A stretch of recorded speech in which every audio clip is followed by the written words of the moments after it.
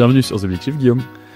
Merci Xavier, ravi d'être là. Premier podcast pour moi, donc grand Premier podcast. Premier podcast, ouais. Excellent. Ah oui, donc tu m'as caché des trucs. Tu me dis juste il y a 3 minutes, là, je pense que je suis le Benjamin de ton émission. Et maintenant tu me dis, vas-y, c'est premier podcast, ça va pas trop stresser? Non, c'est un exercice que je trouve cool à faire, donc j'avais hâte, honnêtement. Déjà eu petit passage radio, mais un peu à la maison sur des petites radios, mais ça s'arrête à ça. À la maison? Mais sur une petite radio en mode mini podcast de 5 minutes. Ah oui, une petite interview, mais c'est ta petite chronique. Exactement. Trop cool. Moi, je suis avec Guillaume Demeillet, qui est le fondateur de Lumi. On va parler d'outdoor, on va parler d'économie de la fonctionnalité. On va préparer vos vacances aussi. Carrément, avec grand plaisir. Voilà, si vous restez jusqu'à la fin, je pense qu'il y a moyen qu'on ait peut-être un petit code de réduction sur Lumi pour les utilisateurs, pour les auditeurs des autres. Tu m'avais pas dit ça. Et non. Moi non plus, j'étais pas au courant de tout. Et du coup, l'idée, ouais, c'est de comprendre un peu ton parcours. Tu fais effectivement partie des benjamins de l'émission, donc comprendre pourquoi est-ce que tu as envie de te lancer dans l'entrepreneuriat écologique sitôt après ta sortie d'études, et puis comprendre ce que vous proposez, à quoi ça correspond, à quels besoins ça répond aujourd'hui. Et puis, je pense qu'on va découvrir ton parcours à partir de ça. Pour commencer, je te propose de te présenter. Ok, bon bah c'est parti. Donc Guillaume Normand de base, je pense que c'est bien de l'indiquer. Mes parents seraient fiers de moi. Normand, puis j'ai fait mes études à Lyon. Quel coin? Rouen. Ok. Rouen, et j'ai fait mes études à Lyon en tant qu'ingénieur. Bon en sciences au lycée, on se dit qu'est-ce qu'on va faire. Je pense que c'est la voie classique pour beaucoup de monde qui savent pas encore exactement vers quoi aller. 5 ans d'études que j'ai beaucoup aimé, dans lequel j'ai commencé à m'engager sur les volets environnementaux aussi. Et donc de là à la sortie d'école, globalement, j'ai voulu uniquement travailler dans des sujets en lien direct avec le développement durable.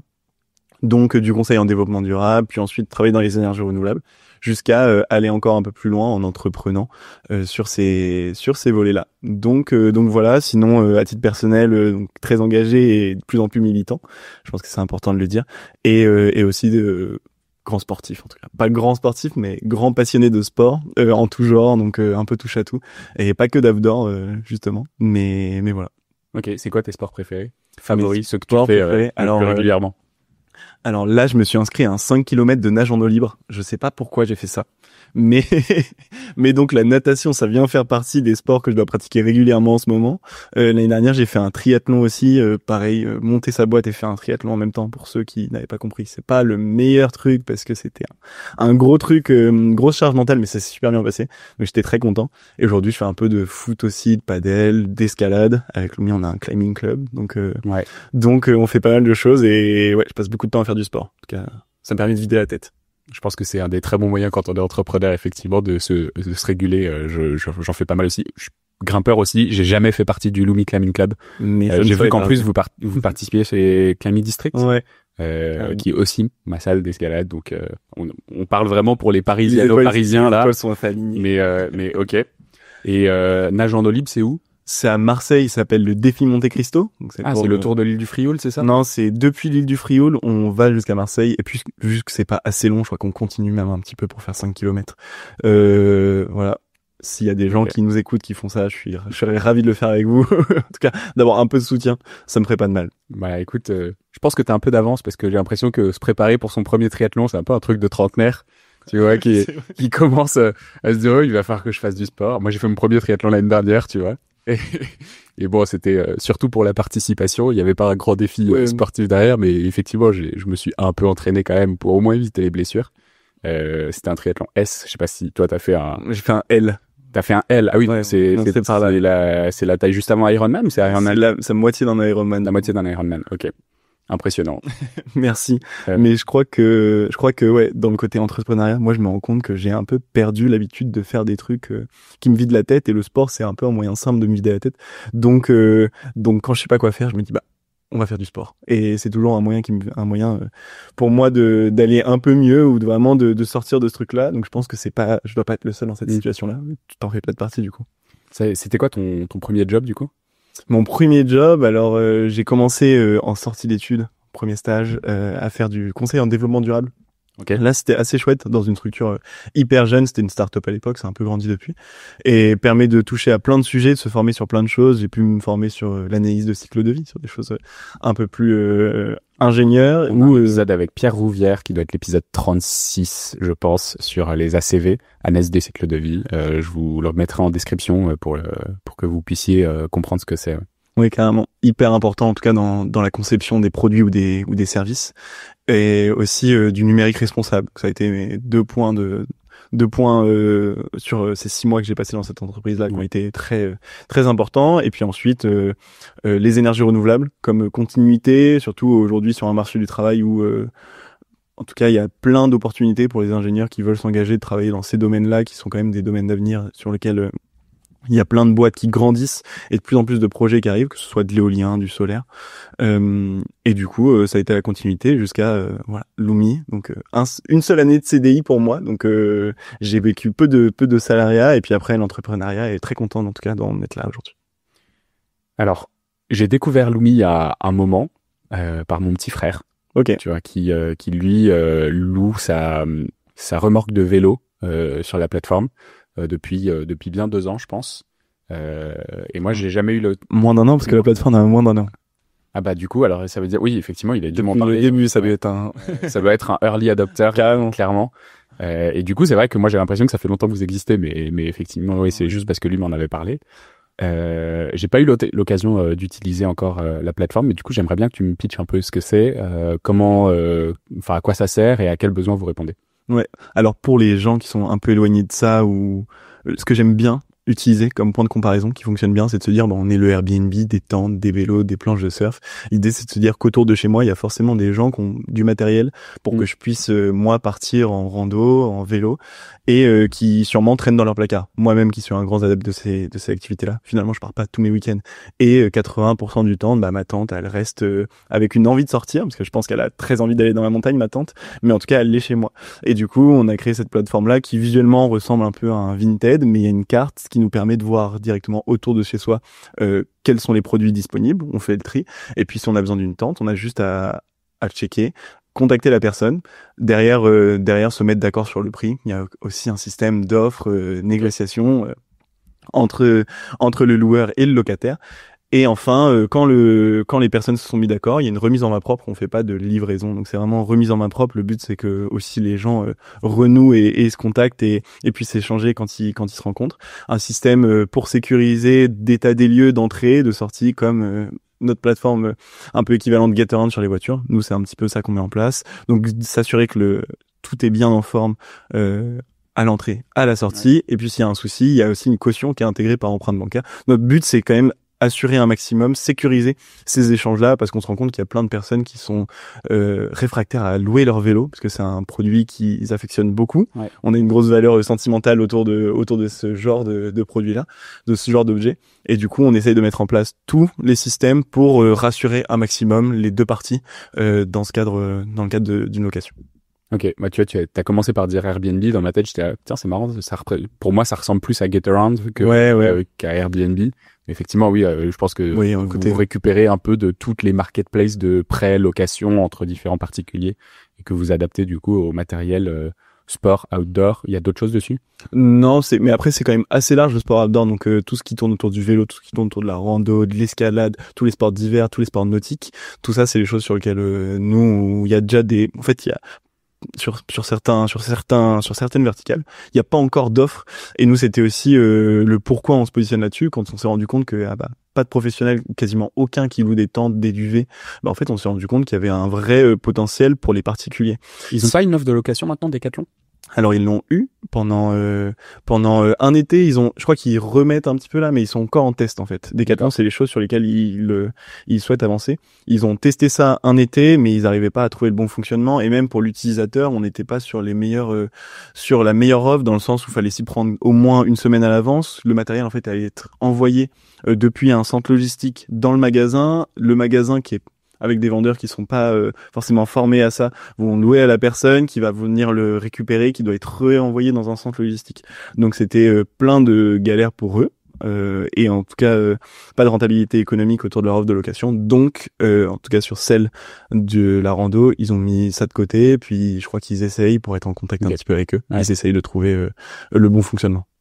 Ok, et du coup effectivement vous avez pas de de concurrence de grands groupes sur ces sujets-là. C'est que des offres qui ont été créées. Alors tu disais que vous n'étiez pas les premiers à essayer de créer une plateforme comme celle-là. Ouais, ce serait faux de dire ça parce que en effet, il y a eu avant nous des applications qui ont essayé de déboucher sur des principes quasiment identiques et en plus avec les mêmes verticales de l'AppDoor.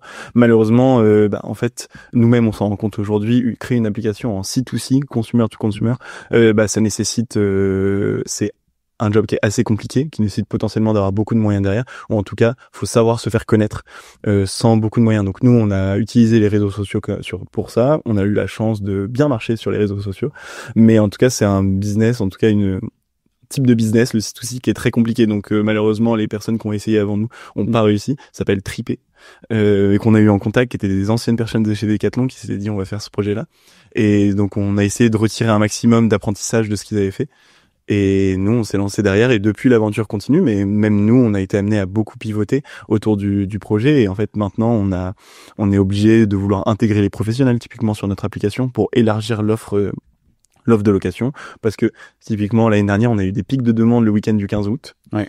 Mais les gens utilisaient leur tente le week-end du 15 août où les gens étaient en vacances, donc beaucoup de demandes malheureusement qui n'ont pas pu aboutir parce que les gens n'étaient pas disponibles. Là où en fait les professionnels pourraient permettre d'avoir une offre qui est constante et continue et du coup des demandes qui soient abouties. Donc là les professionnels c'est quoi? C'est peut être des détaillants ou c'est des gros types où vous intégrez l'offre de Decathlon sur votre plateforme? On n'en est pas encore à vouloir intégrer l'offre de Decathlon, mais ça peut être des boutiques à la montagne, des loueurs de ski, qui aujourd'hui ont pas forcément de visibilité, et nous on peut leur apporter ça, on peut leur apporter tout le système qu'il y a autour de Lumi, à la fois pour leur apporter du monde et puis la gestion de leur location. Donc c'est des choses qui sont un peu en route. On est 3 dans la team à bosser sur ça, et ça peut être aussi, nous on se tourne aussi sur, en fait on se rend compte que dans chaque ville il y a un peu des assos qui essayent de mettre à louer des vélos, qui essayent de mettre à louer des skis pour rendre ces activités-là accessibles et qu'on potentiellement besoin de cette visibilité que nous on est capable de leur donner. Donc on est aussi friand de ces associations-là pour permettre un maximum de mutualiser les équipements. Ça reste l'objectif principal de Lumi initialement. Ok. Alors tu t'as lancé Lumi après avoir quitté ton CDI. C'est quoi le déclic qui te dit que c'était absolument ce sujet-là qu'il fallait que tu traites? Alors du coup, pour revenir sur ce que je faisais avant, donc j'étais ingénieur en énergie renouvelable. Pour ceux qui connaissent, j'étais développeur solaire. Donc en gros, je construisais des petits hangars photovoltaïques chez les agriculteurs partout en France. C'est des mini centrales? Ouais, c'était des mini centrales en toiture. Okay. Moi, je mettais que des panneaux solaires sur des toits, donc de toits déjà existants, ou alors on construisait un hangar pour pouvoir mettre en place cette petite centrale solaire. Donc c'est un job que j'ai beaucoup aimé, qui était au contact direct des agriculteurs. Donc des gens qui sont confrontés directement au changement climatique, qui n'ont pas toujours une sensibilité malheureusement très claire, mais on essayait de les convaincre d'une autre manière. Mais en fait, je me suis rendu compte aussi que globalement, c'était chouette, c'était produire une énergie propre, mais ça restait produire encore. Donc, ce que je te disais tout à l'heure, c'est en fait une addition à toute l'énergie qu'on produit déjà. Donc, je me suis retrouvé à me dire, en fait, dans mes engagements aujourd'hui, j'essaye de moins consommer à peu tout, d'essayer d'être le plus sobre possible, même si j'aime pas la manière dont on a pu utiliser le mot sobriété, donc je l'utilise moins qu'avant, mais en réalité, en tout cas moi j'aime dire, il a été repris dans des sphères politiques où on aimait bien l'utiliser et le mettre en étendard joker de faut être sobre, mais la vraie sobriété, je pense que c'est quelque chose sur lequel on doit tous tendre, mais il faut une sobriété un peu sincère et engageante, pas juste on consomme moins, on n'ouvre pas son chauffage l'hiver, mais globalement, on devrait tous moins consommer, décroître et peut-être ralentir nos propres activités, ralentir nos activités de voyage, ralentir nos activités au boulot, peut-être moins bosser, tout plein de choses. Et du coup, je me suis rendu compte que je produisais encore des grandes centrales qui étaient petites malgré tout, mais des grands hangars de 700, 1000 mètres carrés, plein de métal qui venait de loin, avec des panneaux solaires qui venaient de loin aussi, qui ont un impact environnemental qui est pas négligeable, qui sera remboursé dans le temps, parce que c'est une énergie qui est dite propre, mais en tout cas, il y a un impact qu'elle a. La réalité, c'est que le monde, il irait mieux si on construisait pas cette centrale. Du coup, je me suis globalement posé et dit, comment on peut éviter d'émettre des émissions plutôt que d'en émettre des propres. Comment ne plus en émettre. Et le projet Lumi, il est venu de là. Il est venu de se dire, en fait, on a déjà plein de matos qui existent. Pourquoi on est obligé d'en reproduire pour pouvoir aller à la montagne? Parce qu'il y a des tentes qui traînent un peu partout dans les appartements autour de chez moi. Donc voilà un petit peu les chemins de pensée, le pourquoi j'ai voulu aller plus loin dans mon engagement. Et puis entreprendre, créer une entreprise, c'est aussi avoir une feuille blanche, de se dire loin de toutes les idées capitalistes avec lesquelles j'ai grandi, toute cette idéologie-là, comment je peux mettre en place une entreprise qui apporte le plus à toutes les parties prenantes, à la fois les utilisateurs de Lumi, mais à la fois les gens que j'emploie, à la fois moi-même, toutes les personnes qui sont autour de cet écosystème-là, comment leur apporter un maximum de choses pour contribuer, nous aussi, à l'échelle le plus locale, à un monde meilleur. Et t'as l'impression d'en être où sur ce chemin? Bah, en tout cas, quand on n'a pas trop de budget, en tout cas, on est encore au début de toute notre aventure, on n'a pas forcément les moyens de mettre en place tout ce que on aimerait. Et parfois c'est un peu frustrant parce que je me pose des questions sur des choses typiquement je sais pas, mettre en place des congés menstruels pour les collaboratrices ou plus tard si on est amené à recruter des femmes enceintes, mettre en place tout le système ou des hommes qui deviennent papas, mettre en place tout un système égalitaire entre les sexes pour vraiment apporter le maximum de bienfaisance en tout cas autour de Lumi. Et c'est vrai qu'aujourd'hui globalement on est dans le rush, on est quand même au début de notre aventure. J'essaye d'appliquer ça un maximum comme je peux, mais globalement on doit avancer. Moi-même je suis pas à un stade où financièrement je peux me permettre de faire quoi que ce soit, donc et puis typiquement le fait de moins travailler, je me l'applique pas du tout à moi-même qui n'arrête pas beaucoup de travailler malheureusement, mais j'aimerais bien un jour pouvoir en arriver là peut-être, ou proposer à mes salariés des postes avec des semaines de 4 jours ou tout ça. En tout cas, c'est des choses qu'on a en tête, qu'on aimerait bien appliquer dans le temps. On a déjà fait on a créé Lumi, on a décidé d'en faire une société à mission directement. Je pense que c'était important et la société a été créée pour une mission, autant le mettre noir sur blanc. Voilà.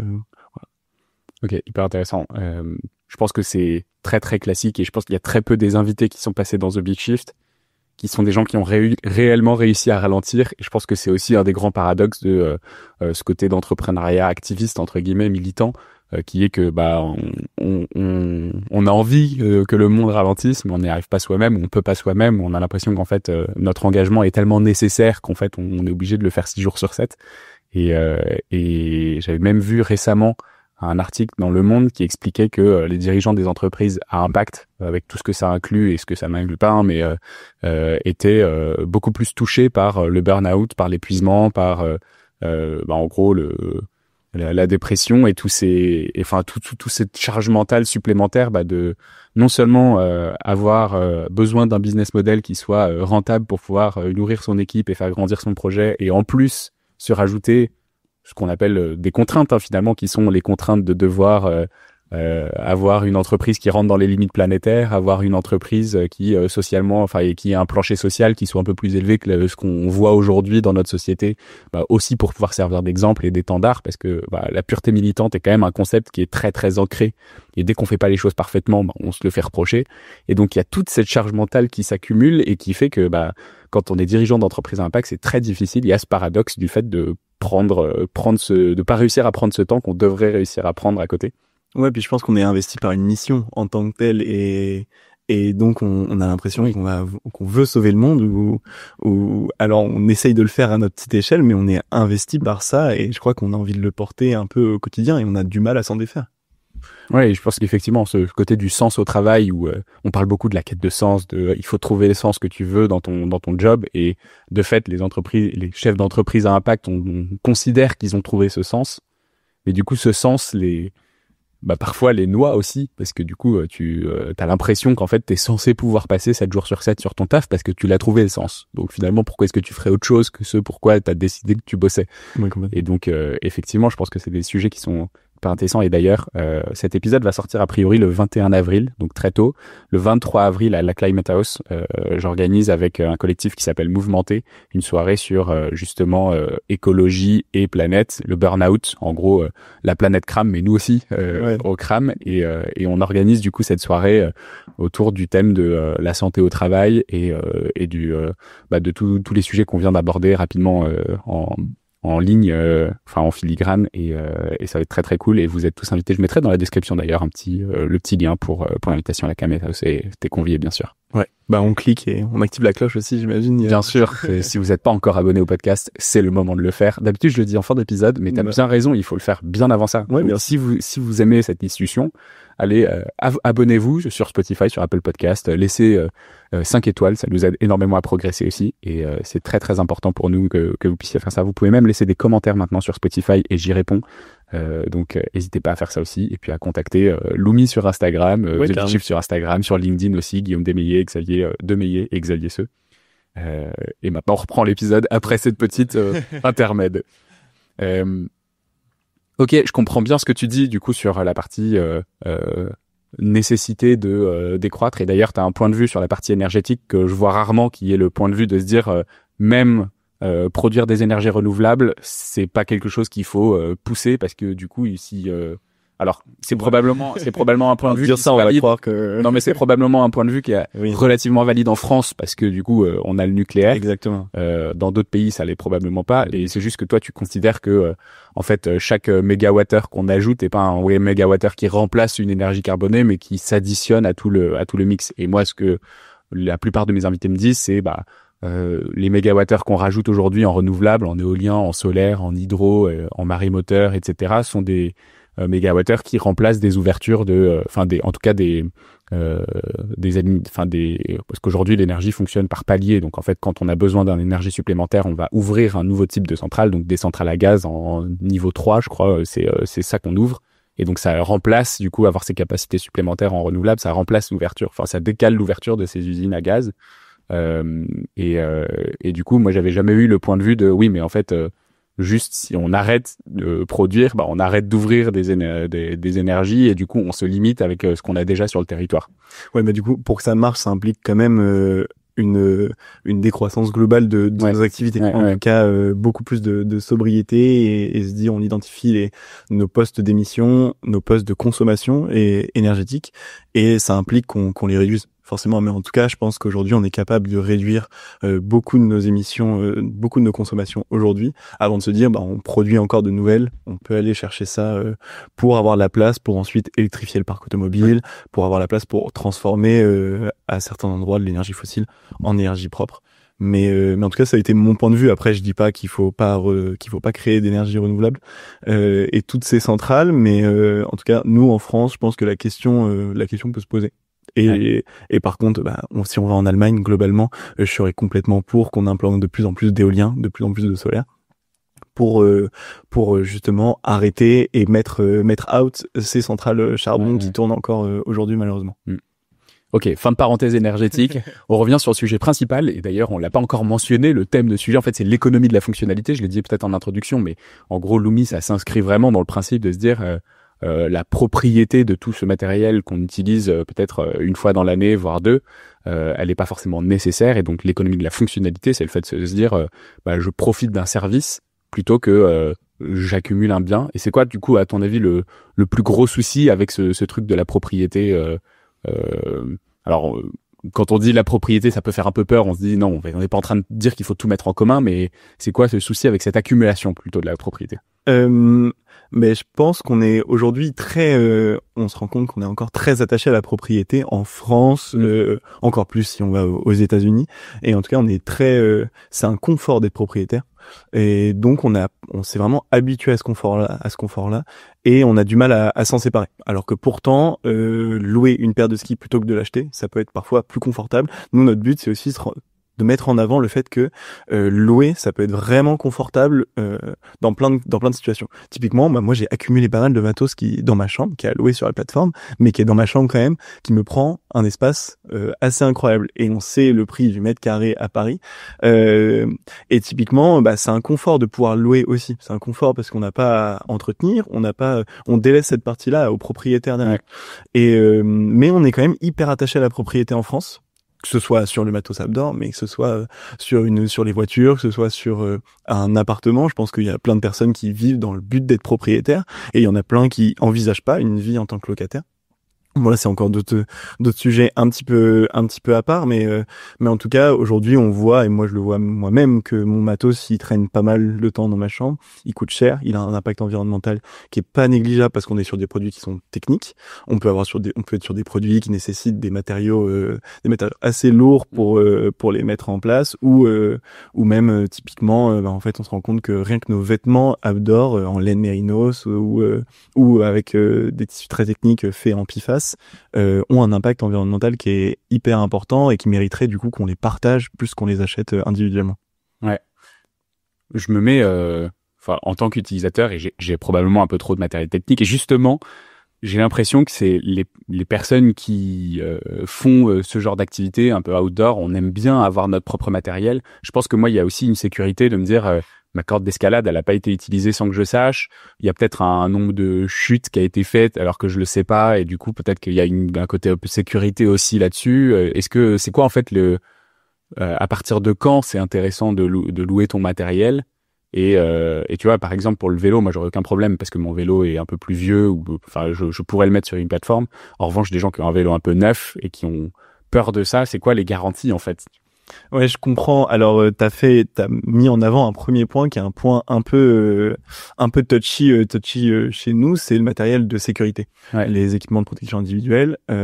En réalité, oui, ça c'est souvent des choses qui sont mises en place par les professionnels. Nous, on n'a pas mis de catégorie pour pouvoir louer son baudrier, par exemple sur Lumi, parce que on n'a pas envie que quelqu'un loue un baudrier. En réalité, les gens le font quand même. Il y a des particuliers aujourd'hui qui, via Le Bon Coin, peuvent se louer des cordes d'escalade, du matériel d'alpinisme ou quoi que ce soit. Nous, c'est un truc dont on a fait le choix de mettre un peu de côté pour aussi prendre les choses dans leur temps, et on aimerait bien un jour pouvoir mettre ça en place, mais en tout cas faut s'attaquer au sujet pleinement pour pouvoir le faire.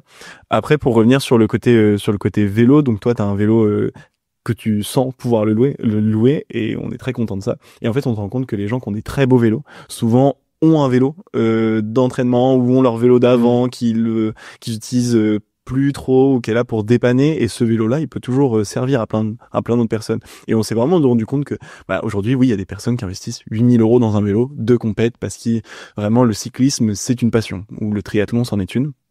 Et il y a toujours un autre vélo qui traîne, qui pourrait être utile pour d'autres personnes. Et donc, on n'a pas vocation à se dire... Si t'as un gros beau vélo, ça veut dire que t'en as deux. Mais malheureusement, c'est un peu le cas.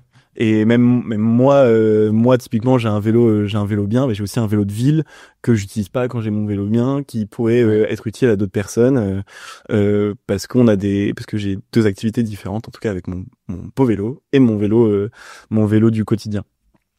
Donc sur le côté loué, on n'a pas vocation à se dire ok, toutes les personnes vont mettre tout leur matériel dessus. Ouais. Bon, c'est sûr, mais déjà si on avait toute cette masse de vélos qui traînent un peu dans les placards, de tentes qui est un peu mise de côté aussi sur l'appli, on aurait une offre assez conséquente pour commencer à se dire ok, est-ce que ça vaut vraiment le coup que j'achète? Et en fait, en passant entre particuliers aussi, on se rend compte qu'on a des tarifs hyper préférentiels par rapport aux professionnels. Ouais. Et aujourd'hui, si les gens louent pas, c'est aussi parce qu'on se dit en fait si je passe 2 semaines, si je fais 2 semaines de ski, globalement c'est le prix de mes skis, pourquoi je les louerais? Et c'est vrai, et moi-même j'ai toujours eu cette réflexion-là à la location de choses, qui m'a toujours poussé à me dire en fait je vais acheter parce qu'on sait jamais si j'y retourne. Mais en fait, il y a plein de fois je suis jamais retourné. Et donc en passant par les particuliers, là on a une tente à 300 balles pour 30 € un week-end, et là on se dit ok, est-ce que je vais passer 10 week-ends dans la montagne pour rentabiliser un achat d'une tente à 300 €? Peut-être pas. Donc en fait ça vaut le coup pour la planète, pour mon portefeuille, sans aucun doute, de le louer. Ouais. Moi je cherche un casque d'escalade pour juin. Parce que je vais faire un stage de grande voie en falaise en juin. Et j'en ai trouvé sur la plateforme. Alors tu disais sur les équipements de protection. Ouais, mais comme je t'ai dit, il y en a. Nous on n'a pas mis de vous avez pas catégorie, mais on n'a pas de restriction. Okay. Et après, on se protège. Et ça, tu me conseillerais du coup d'utiliser Lumi, ou je te dirais. Il y a un biais. Oui, il y a un biais. On n'a pas envie on n'a pas envie de créer des problèmes autour de ça. Après, je pense que en échangeant avec la personne avec qui t'as potentiellement trouvé ce casque-là, tu prendras toi-même ta décision. Mais voilà, moi je prends un peu de distance par rapport à ça. Je me mouille pas, disons. Vraie réponse politique. Mais voilà. C'est qui les utilisateurs de Lumi aujourd'hui? Alors qui prête son matériel et qui le loue. Bah, ils me ressemblent beaucoup, les utilisateurs de Lumi. Et c'est assez intéressant. On est vraiment sur des jeunes actifs, qui ont entre 25 et 35 ans, qui sont très citadins. On a beaucoup de Parisiens, parce qu'on a aussi un message qui est véhiculé sur les réseaux sociaux, qui est « Je pars depuis Paris », donc je pense qu'on s'identifie à ça encore plus quand on est de région parisienne. Ou quand on est citadin, parce que nous, on va mettre en avant uniquement sur les réseaux sociaux toutes les aventures sont en transport en commun, quasiment exclusivement en train, et donc les gens vont beaucoup s'identifier à ça. Et puis on se rend compte que aujourd'hui, malheureusement, les activités outdoor sont aussi beaucoup pratiquées par ces jeunes actifs qui sont CSP+, qui ont souvent fait des études, qui ont quasiment tout le temps fait des études et qui ont une activité de bureau en semaine et ont besoin de prendre l'air le week-end. Et c'est aussi un peu dommage quand on prend un peu de recul par rapport à ça, c'est-à-dire que quand on va en montagne, finalement, on croise, on se dit c'est un week-end pas cher, accessible à tous, et qui fait du bien à la tête, à la planète, et en fait, tout le monde pourrait faire ça. Et finalement, on a deux catégories de personnes. On a beaucoup de retraités qui adorent faire de la rando, donc on va croiser pas mal de 60+, et puis on a des gens comme moi, qui vont avoir entre 25 et 35 ans, qui ont quand même des moyens, qui ont fait des études, qui ont un confort de vie, et parce qu'ils ont un confort de vie, ils ont envie de partir un petit peu à l'aventure ces week-ends-là.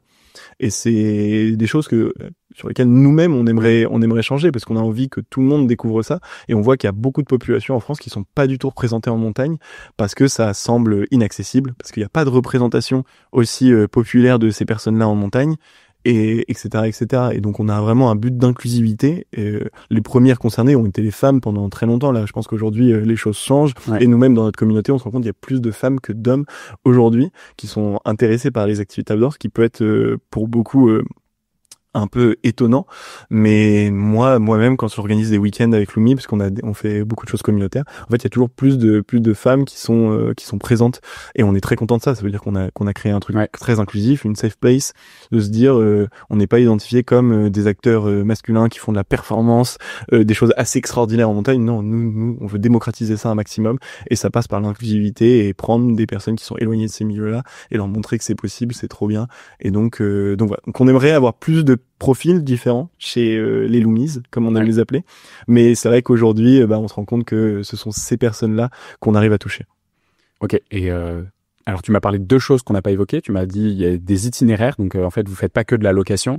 Et après, tu m'as dit vous faites des week-ends, des événements organisés en groupe. En fait, vous êtes devenu une sorte de groupe média autour de l'outdoor. Ouais, en fait, comme je l'ai dit un peu plus tôt dans cette vidéo, quand on s'adresse à un domaine C2C, faut se faire connaître.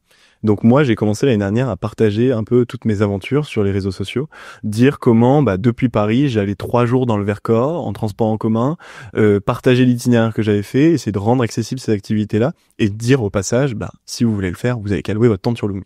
Et finalement, ce message-là, il l'a pris. Il était hyper, en tout cas, il y a beaucoup de personnes qui l'ont trouvé super intéressant, qui sont abonnés, et on est devenu un média à part entière. Moi-même, actuellement, je m'occupe uniquement de la partie média. Le média, il a pour rôle de faire la promotion du territoire grâce aux activités outdoor, en tout cas, promouvoir un tourisme différent grâce aux activités outdoor. Donc, aujourd'hui, mon job, c'est globalement partir à la montagne, présenter ça à la communauté. On a un peu moins de 60 000 personnes qui nous suivent aujourd'hui sur Instagram, et du coup dire comment j'ai pu faire tous ces itinéraires là.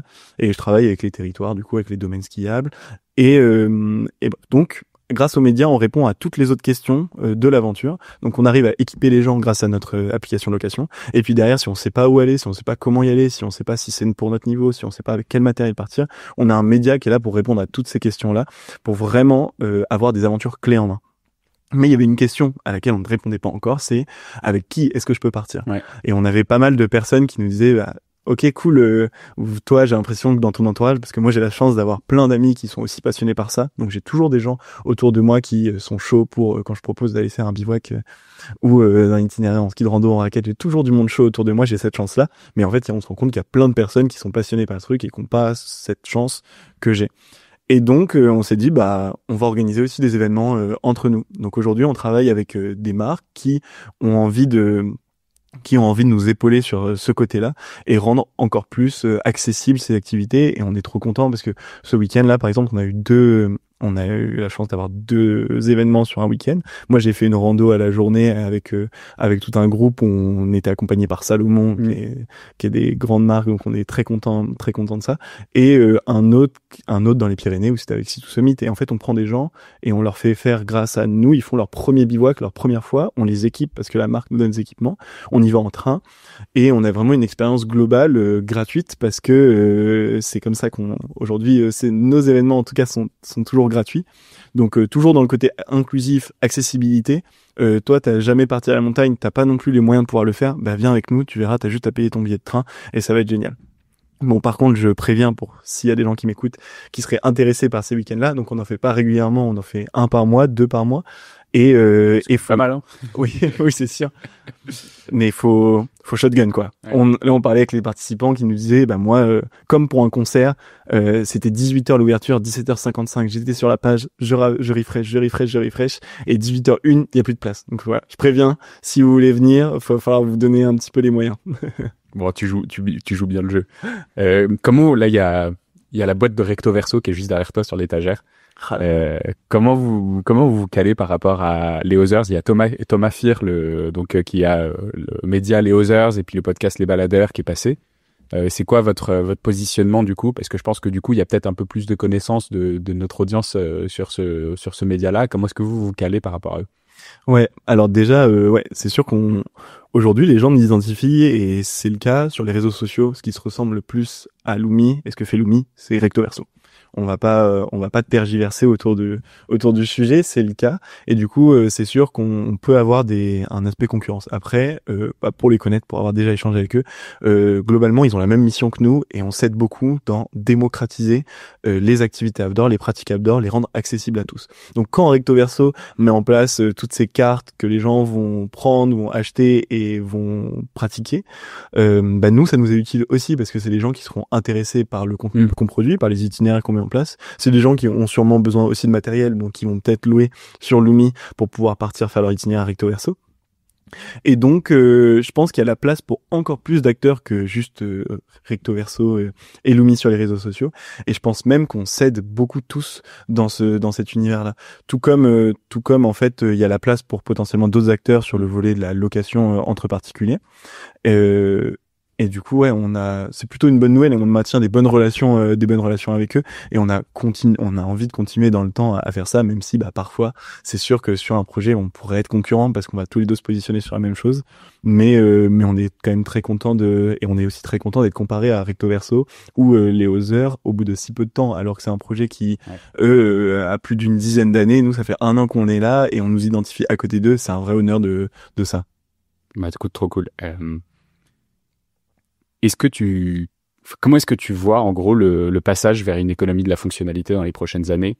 Est-ce que tu as l'impression que vous avez lancé au bon moment? Cette l'impression que, en fait, est-ce que vraiment on est capable là dans les prochaines années de se libérer un peu de cette envie de propriété de matériel? Ou est-ce que, est-ce que ça va durer encore un peu dans cette phase entre deux? J'ai l'impression qu'il y a quand même beaucoup d'applis qui se lancent. Là, il y a la fondatrice de la Climate House, Lucie Bache, donc la fondatrice de Too Good To Go aussi, qui est passée dans le podcast il y a 1 mois, et j'ai cassé mon micro, qui est passée dans le podcast il y a 1 mois, qui vient de lancer une nouvelle application de prêt de matériel, de location de matériel entre particuliers. Alors pas uniquement sur l'outdoor, mais de façon beaucoup plus large. En gros, elle remplace Le Bon Coin, mais pour la location. Est-ce que du coup, tu as l'impression qu'on est dans le bon timing en ce moment? Comment est-ce que tu vois l'économie de la fonctionnalité dans les prochaines années? Alors, j'aimerais avoir une boule de cristal devant moi et pouvoir te répondre oui, on va tous se mettre à louer entre particuliers. En réalité, on a plein de choses extérieures qui viennent nous dire un peu tout et son contraire. Dans le sens où aujourd'hui, par exemple, c'est de plus en plus compliqué de lever des fonds pour une boîte à impact. On a juste en 2024, on a moins 25% par rapport à l'année précédente de levée de fonds sur des startups à impact. Et moi-même qui suis un peu dans cet écosystème-là de la startup nation parisienne, on se rend compte qu'aujourd'hui, si on parle pas d'IA, si on parle pas de toutes ces technologies qui aujourd'hui commencent à prendre le pas sur plein de choses dans notre quotidien, on n'arrive pas à lever.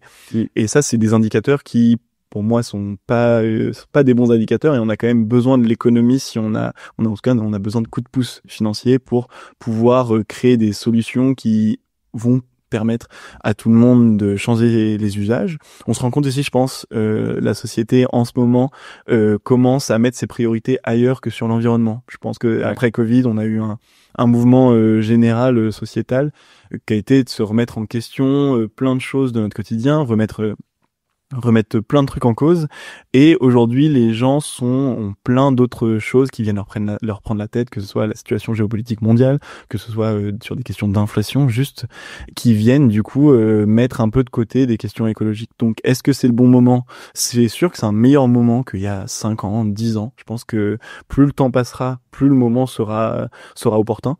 Mais on est encore loin d'adapter les usages à ces bonnes formes-là. Moi-même, j'ai des amis qui sont hyper engagés à titre personnel, qui sont très militants et qui vont avoir qui vont être végétariens, arrêter de prendre l'avion, plus acheter neuf, mais qui vont quand même préférer acheter, même si c'est seconde main, plutôt que de louer. Parce que ça, c'est vraiment une autre façon de consommer, c'est un peu disruptif et on n'en est pas encore là. Alors c'est pour ça qu'on a besoin de plein d'acteurs comme Lucie Bache et son application Poppins pour faire parler de ces nouvelles façons de consommer, parce qu'il y a des gens qui pensent juste pas et qui seraient ravis de le faire, mais qui pensent juste pas. Donc on a besoin d'être plein sur le sujet. La réalité, c'est que je pense que in fine, on sera peut-être pas plein à survivre à ça, mais en tout cas aujourd'hui on a quand même ce besoin-là, et il y a plein de gens qui trouvent que c'est logique de se louer et qui ont raison, et donc c'est de mieux en mieux. Mais dans le temps, je sais pas si c'est le meilleur moment, et j'ose espérer que ça sera de mieux en mieux, mais je peux pas en être sûr non plus. Et au-delà de ça, je pense que on parle beaucoup d'habitat partagé dans les nouvelles constructions immobilières. On parle beaucoup de co-living, de mettre en commun des espaces, mais du coup aussi par voie de conséquence des objets en fait dans la communauté. Et j'ai l'impression que plus notre mode de vie va tendre vers ça, plus ce sera facile aussi pour les objets qui nous entourent de faciliter en fait ce prêt, cette location. Et moi je pense qu'effectivement Getaround, ça a été un des premiers, donc la location de voitures entre particuliers, c'est ceux qui permettent de vraiment démocratiser ça. Alors je pense que évidemment c'est plus logique de se dire que j'ai besoin de rentabiliser ma voiture, que j'ai besoin de rentabiliser ma tondeuse, mais je pense qu'il y a quand même un truc qui permet ce changement de mentalité globale avec ces grosses applications. Et ça, je trouve que c'est quand même intéressant. Moi, j'ai l'impression qu'on est quand même dans un bon moment. Je pense qu'il y a 2 ans, je t'aurais jamais dit je suis prêt à mettre mes skis sur la plateforme. Aujourd'hui, je pense que c'est aussi parce que mes skis ont un peu plus vieilli, mais je pense qu'aujourd'hui, je serais prêt à mettre mes skis sur la plateforme, à mettre ma raquette de tennis parce que je joue plus que une fois tous les 6 mois. Je pense que c'est des choses que je pourrais faire. Ouais, mais après, l'exemple de Getaround, il est pas mal pour aussi montrer que les choses ne sont pas forcément comme prévu. C'est sûr qu'initialement, Getaround, c'est entre particuliers. Aujourd'hui, majoritairement, oui, c'est vrai que c'est des flottes. C'est des flottes qui viennent remplacer les petites boutiques de location ou les franchisés de location de voitures en ville. Et en fait, Getaround a complètement switché sur ça, et aujourd'hui propose toujours de la location entre particuliers. Faudrait voir, ce serait hyper intéressant de voir combien de leur pourcentage de chiffre d'affaires est fait par ces voitures qui sont partagées entre les particuliers. Mais je pense qu'aujourd'hui, pour avoir utilisé un petit peu l'appli dans mes précédents jobs, c'est quasiment uniquement des flottes que moi uniquement des véhicules de flotte que je pouvais prendre. Et de fait, vous sur Lumi, vous avez décidé de commencer à intégrer des professionnels parce que c'est plus facile de faire. En fait, la difficulté quand on monte une plateforme, c'est de faire monter à la fois l'offre et à la fois de la demande dans des proportions qui sont les bonnes pour l'application, pour que les utilisateurs trouvent ce dont ils ont besoin et pour que les loueurs aient pas besoin de référencer tous leurs outils sans qu'ils soient jamais loués. Et du coup, en fait, si y en a un qui a jamais de location, il va jamais se connecter sur la plateforme, et de fait, s'il y a pas suffisamment de trucs sur la plateforme, les utilisateurs vont se désintéresser. Donc il faut réussir à ce que les 2 cohortes grandissent dans les bonnes proportions, et c'est ça qui est très très difficile à faire avec les plateformes. Ouais, c'est ça qui est pas simple, et c'est pour ça qu'aujourd'hui on a aussi une activité média qui vient épauler cette activité-là, parce que globalement le projet, on voudra jamais le mettre de côté. Ce projet d'application de location de matériel entre particuliers, il existera toujours, mais c'est sûr qu'il est pas simple. Tu referais quoi autrement, pour conclure? Tu referais quoi autrement différent? Qu'est-ce que tu referais différemment aujourd'hui sur le lancement de Lumi? Mais j'ai presque envie de dire rien, parce qu'il y a vraiment rien qui me vient en tête. Par contre, faut se dire que nous, on a décidé de tout le temps changer et faire les choses différemment. Je pense que c'est le meilleur conseil que je peux donner à quelqu'un qui veut entreprendre ou intraprendre. Également, c'est de se dire toujours écouter les personnes qui sont autour de soi et des avis qui... faut que les avis soient différents. En tout cas, faut qu'ils viennent de personnes différentes, d'âges différents.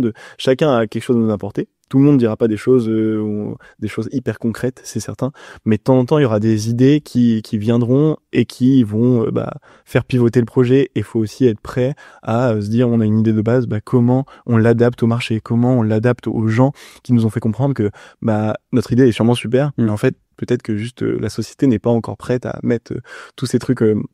tous ces objets en location et tout. Donc toujours rester à l'affût, l'oreille tendue et être prêt à changer. Je pense que si je donne un conseil, c'est ça pour toutes les personnes qui souhaiteraient entreprendre et se sentir humble en fait. C'est pas parce que quelqu'un a dit un truc, en fait c'est pas moi qui l'ai dit, c'est pas mon idée, donc non, je vais pas le faire parce que c'est pas moi qui ai le truc. Non, c'est pas grave. À toi derrière de faire les choses bien et du coup de changer autant que tu peux pour arriver à ton but le mieux possible.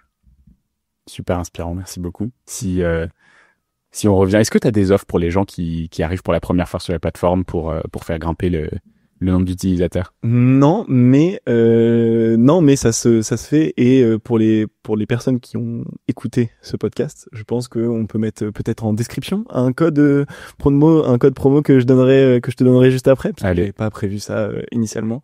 Mais mauvais entrepreneur. Pas du tout. Mais on mettra le code vacances. On mettra le code vacances. On ne sait pas encore combien de pourcentage c'est, mais on mettra le code vacances. Et en rentrant le code vacances sur Lumi, vous découvrirez à quelle sauce vous allez te manger pour mettre ou alors vos premiers objets sur la plateforme ou alors pour faire votre première commande du coup. Ouais, ce serait plutôt pour la première loc, se dire un pourcentage de réduction sur la première loc que vous faites sur l'appli. Trop cool. Et écoute, merci Guillaume d'être passé dans The Big Shift, c'était très très sympa comme épisode. J'ai beaucoup aimé aussi et j'espère potentiellement revenir un jour. Est-ce que tu as déjà reçu 2 fois un invité? Ouais, et puis celui qui va battre son record là, c'est Pierre-Alix Loret de 2 tonnes qui repasse pour la 3e fois dans le podcast à partir de la semaine prochaine. Mais c'est très très particulier parce qu'on a fait des épisodes vraiment spéciaux avec Pierre-Alix. On a enregistré un épisode en live dans un lieu à Paris. Ensuite, on a enregistré un épisode dans un TGV à 320 km/h. Et là, c'est un épisode un peu plus court qui durait une petite dizaine de minutes. Et du coup, là, on réenregistre un épisode à Change Now ensemble la semaine prochaine sur le virage de 2 tonnes, sur leur virage de business model en gros et leur nouvelle ligne éditoriale. Ok, j'espère peut-être on se donne rendez-vous dans un an et d'ici là, il aura peut-être explosé pour faire le point sur votre million d'utilisateurs. On se revoit plus tard alors. Trop cool, salut Guillaume. Et si vous êtes encore là, vous faites partie de nos auditeurs préférés. On le redit une 2e fois parce qu'on l'a déjà dit au milieu de l'épisode, mais vraiment abonnez-vous, envoyez-nous des messages, mettez des étoiles, ça nous aide énormément à progresser. C'est vraiment ce qui nous aide le plus à être bien référencé sur les plateformes, que ce soit Spotify, Apple Podcast. Et si vous avez des idées d'invités, envoyez-moi un petit message sur LinkedIn. Ça m'intéresse toujours de savoir qui vous manque dans la liste d'épisodes. Il y en a 160, donc a priori, vous pouvez aussi aller sur le site thebigshift.fr et regarder par catégorie si vous êtes pas passer à côté d'un truc, mais sinon envoyez-moi un petit message et je vous dirai ou alors par où commencer ou alors on cherchera ensemble l'invité qui correspond au sujet que vous avez envie qu'on traite. Et je vous dis à très bientôt. Salut. Ciao. C'est la fin de cet épisode de The Big Shift. J'espère qu'il vous a plu et que vous en avez retiré quelque chose pour votre vie quotidienne. C'est ça le plus important. C'est beaucoup plus simple de parler du sujet sensible de l'environnement quand ses amis ou sa famille sont vraiment informés. Alors partagez le plus possible The Big Shift, ça aidera tout le monde. Et si vous avez des questions, des sujets que vous souhaitez qu'on aborde, des invités que vous voulez entendre, ou tout simplement que vous voulez qu'on discute de cet épisode, envoyez-moi un message sur LinkedIn. The Big Shift est produit par Echoes Studio. Si vous avez un projet audio, contactez-nous sur www.echoes.studio. Merci d'avoir écouté jusqu'au bout. Je vous retrouve très bientôt pour un nouvel épisode.